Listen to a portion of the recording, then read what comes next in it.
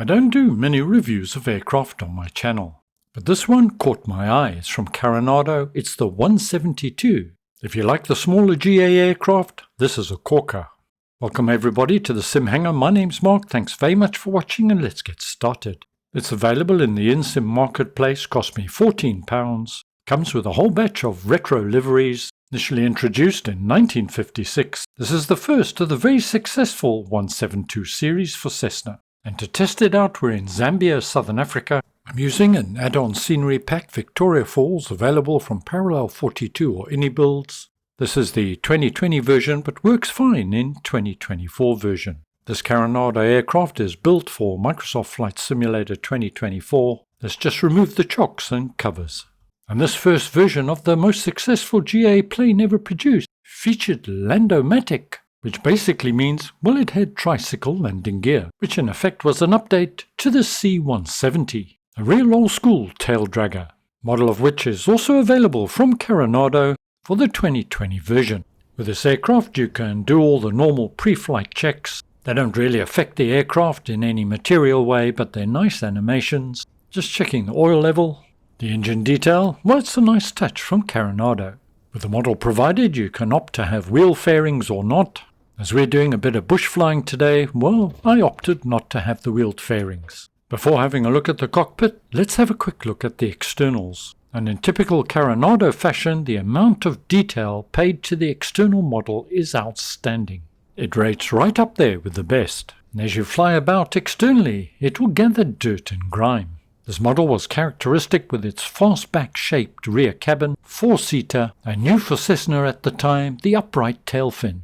Within the cockpit, the remnants of the Art Deco styling is clearly evident, and the wear and tear depicted, well, it just gives it an authentic feel. With Carenado's attention to detail and quality of the visuals, outstanding. Let's have a quick look at the cockpit. Just hide the yoke. All the basic navigational equipment you would expect is there, but check out the electrics panel. Here you'll find battery, avionics, carb heat, lights, primer and starter, and with the exception of the throttle and the mixture, you pull out to switch on, which somehow in today's world just seems counterintuitive. But once again, nicely replicated in the aircraft. We'll be starting soon, so just push the mixture all the way in, make it full rich. Pull the throttle back to idle, then push it forward a little bit just for start. Chocks are removed, parking brake is on, so let's get the master battery on. There we are. Nestled between the pilot and co-pilot seat is fuel, set that to both tanks. We'll be turning the prop shortly, so let's get the beacon lights on. I'll leave the nav lights off for now. Fairly warm today, but it's our first start, so we'll just prime the engine. We'll only need 3 or 4. If it was colder, up to 6 or 7. You'll notice below this panel are the circuit breakers. They've all been modelled and function exactly as expected. I'm pleased to see Carenado paying more attention to this sort of thing. About ready for a start, so we can put our nav lights on. Once again, we pull the lever out to engage. Turn our mags now to both. Getting a little warm in here, so we'll just open the side window. There we go. Clear prop. As we engage the starter, keep your eye on the attitude indicator and the whole cockpit panel as she bursts into life. Now adjusting the throttle, I want it to idle at least 1000 RPM, up to 1100's okay. Quick check now after start on our PNTs and check the vacuum gauge, that's what drives our steam gauges. All looking okay. In the center you'll see the GNS 430. This is obviously a retrofit. The original aircraft also didn't have an autopilot. This is available if you want to use it. You turn the autopilot on here. That'll bring the S-Tech autopilot to life. And you can set heading, vertical speed, altitude and so on. To set your heading you use this dial here. But we won't be using the autopilot today. But let's turn on our avionics. Our transponder springs into life.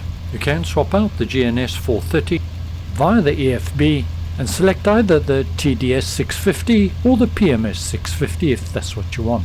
Unfortunately, there's no way to disable the more modern avionics. It would be nice to switch them all off for a more authentic feel. Before we depart, I thought it'd be worthwhile just having a quick look at some of the cockpit and panel lighting. Obviously, this aircraft was originally designed for VFR only, so night flighting wasn't really a thing. Panel lighting was through 2 overheads, cockpit lighting by a single bulb, which could be switched on and off. Light intensity can be varied. Okay, so we're about ready to taxi, just set the barrow. Here close to the Zambezi River, we're at just over 2,900 feet. Dirt runway is right next to us, so we can put our landing lights straight on. Because of our altitude, I'm just going to come back a tad on the mixture. And we're all ready to go. Seatbelt cross-check and handbrake off. Basically straight out of the hangar and we're onto the runway. There it is, just to the right-hand side. I'm using live weather today. We have a visual on the windsock and a bit of a crosswind today. Wind currently reported at 9 knots. We'll bear that in mind for takeoff, and some fairly strong gusts around. Flap control is via what looks like a handbrake lever between the pilot and co-pilot. You have off and 3 stages of flap. They're massive flaps, not very effective air brakes as well. You need to be cautious you don't put them on too early at full flap. You'll lose speed very quickly. We've now taxied to the end of the runway. We're going to do a rolling start. Trays in the upright position and sick bags to hand, please. First stage of flaps only for takeoff. Let's push that throttle forward. If the 172 is not too heavy, then she'll take off just before 60 knots. I got quite a bit of fuel on board, so I'm going to try and get her to 70 if I've got enough runway here before rotation. Applying a fair amount of rudder, I can absolutely feel the crosswind here. Carenado's flight models are fairly generic, but this aircraft in the real world was easy to fly. My personal opinion, the flight model on this aircraft is very good. Not perfect, but better than most. On departure, we're going to turn to the left. That's the mighty Zambezi you can see there. Basically do a 180, follow the Zambezi to Victoria Falls. Its local name here is Mushiatunya, and when translated to English, it has the very apt name of the smoke that thunders. There it is, dead ahead. We're not going to climb very high today because we want to have a good look at the falls, and once we've done that, we'll follow it downstream a ways as we test out Carenado's 172. Victoria Falls, of course, is classified as one of the wonders of the world. Being fortunate enough to go there many times, it's absolutely awe-inspiring.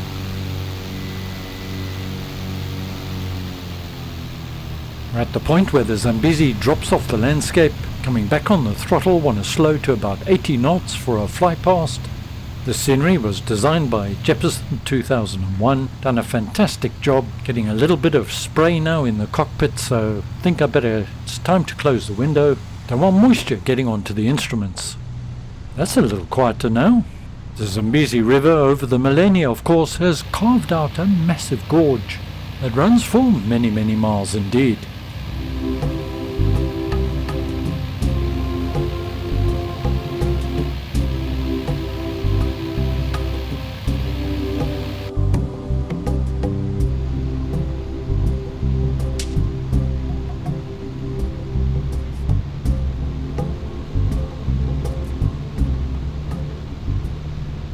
We need to head away from the gorge for a moment, and then we'll do an about turn over this hotel complex here, then turn back to follow the Zambezi Gorge, which twists and turns its way, creating the border between Zimbabwe and Zambia.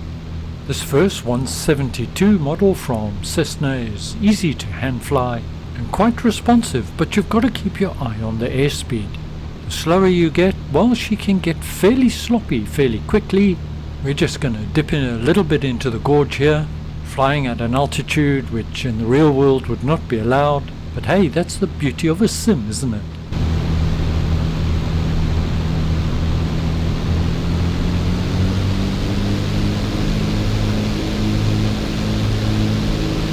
That turn coming up is just a little bit too tight for this old bird, so we've jumped over the high ground and now we're going to head back into the Zambezi Gorge. Great opportunity for us to test the handling. This aircraft certainly doesn't have any stall, short takeoff and landing capabilities, but considering her moderate horsepower, she's quite versatile and maneuverable.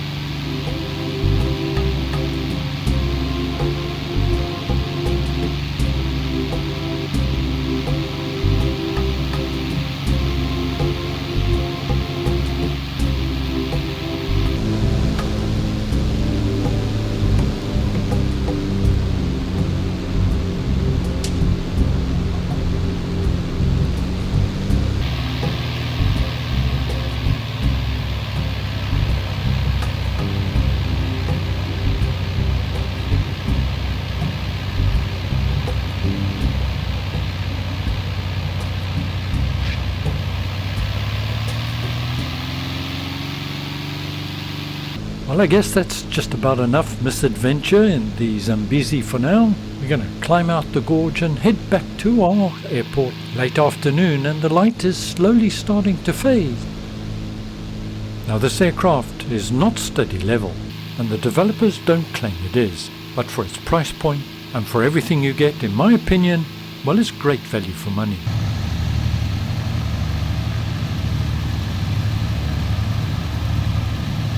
Well, after a very pleasant 90 minutes over the Zambezi, we have our final destination in sight.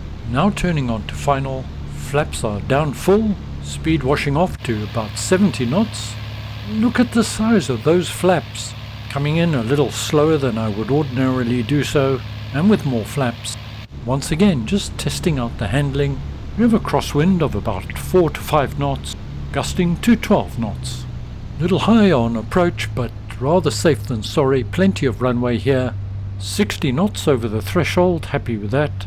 Gentle flare and let that speed wash off.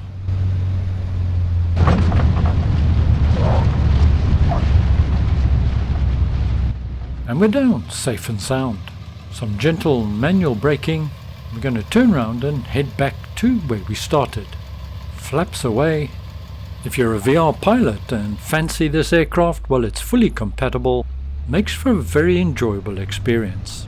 In terms of realism, well, this is not an A2A aircraft, but all the elements required for having a bit of fun with the dose of authenticity, well, it's all here. And for an early version of the Cessna, well, I think £14, well, I think it's fair.